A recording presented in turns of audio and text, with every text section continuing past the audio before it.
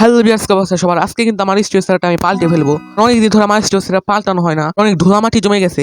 তোমরা ভিডিওটা শেষ পর্যন্ত দেখতে থাকো। প্রথমে কিন্তু আমার স্টুডিও থেকে আমি সবকিছু বের করে ফেলতেছি, আর স্টুডিওর শেলফ থেকে কিন্তু আমি সবকিছু বের করে নিচ্ছি।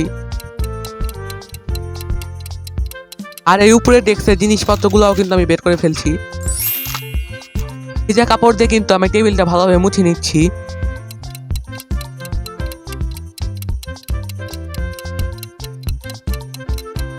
তো গাইস, এখন কিন্তু আমার টেবিলটা মুছা শেষ। তার জন্য কিন্তু আমি একটা সাদা কাগজ নিয়ে কিন্তু এই টেবিলের মধ্যে ভালোভাবে বিছিয়ে দিচ্ছি। তো গাইস, সাদা কাগজ লাগানো কিন্তু শেষ। এখন কিন্তু আমি ভিতরের ম্যাটেরিয়াল গুলো রেখে দেবো। এটা হলো ফেব্রিকের অ্যাক্রিলিক কালার, এটা আমি এক সাইডে রেখে দিচ্ছি। আর আমি এখন কিন্তু একটা গাছ নিয়ে নিয়েছি। যদি স্টুডিওতে গাছ থাকে তাহলে কিন্তু অন্যরকম একটা ফিলিংস আসবে, জিনিসটা কিন্তু খুবই ভালো লাগবে। এটা আমি ক্লে দিয়ে একটা ঘর বানিয়েছিলাম, সেটা কিন্তু আমি এখানে সাজিয়ে রেখে দিচ্ছি। তোমরা এটার বানানোর ভিডিও চাও নাকি অবশ্যই কমেন্টে বলো।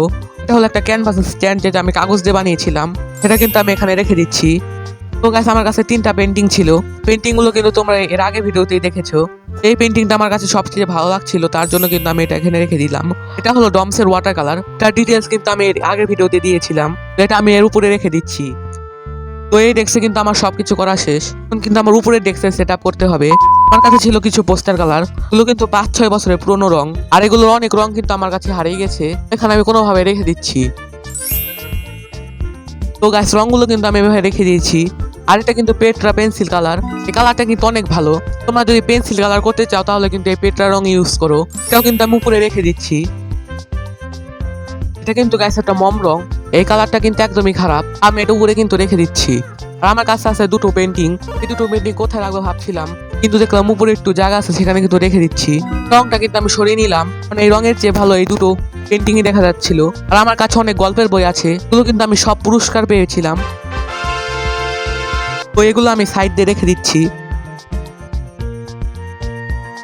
এটার পাশে কিন্তু আরেকটু জায়গা ছিল, আর আমার কাছে আরো কিছু বই আছে। আর এটা হলো গাইস আমার ড্রয়িং বুক, এটা কিন্তু এই পাশে আমি সেট করে দিচ্ছি।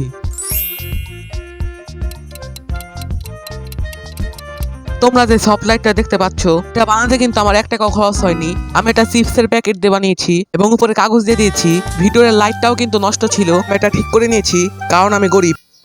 मैं गरीब हूँ मैं गरीब हूँ আর কাছে এটা কিন্তু লাইটের তার, আর এটা হলো ব্যাটারি। তোমরা যে ডেস্কের কোনো একটা লাইট দেখতে পাচ্ছ, এটা কিন্তু আমি মাত্র 20 টাকায় বানিয়েছিলাম। আর তোমাদের একটা কথা বলে রাখি, আর স্টুডিওতে কিন্তু আমি রংগুলো বাদে আর কিছু আমি কিনিনি, সবগুলো কিন্তু নষ্ট ছিল, আমি কিন্তু পরে ঠিক করে নিয়েছি। তো গাছ, তোমরা দেখতে পাচ্ছ এই ব্যাটারিতে একটু সমস্যা, এই তারটা ছিঁড়ে গেছে, কোনোভাবে জোড়া দিয়ে লাগিয়ে দিচ্ছি। তোমরা ফাইনাল লুক দেখার জন্য রেডি? তাহলে 3, 2, 1.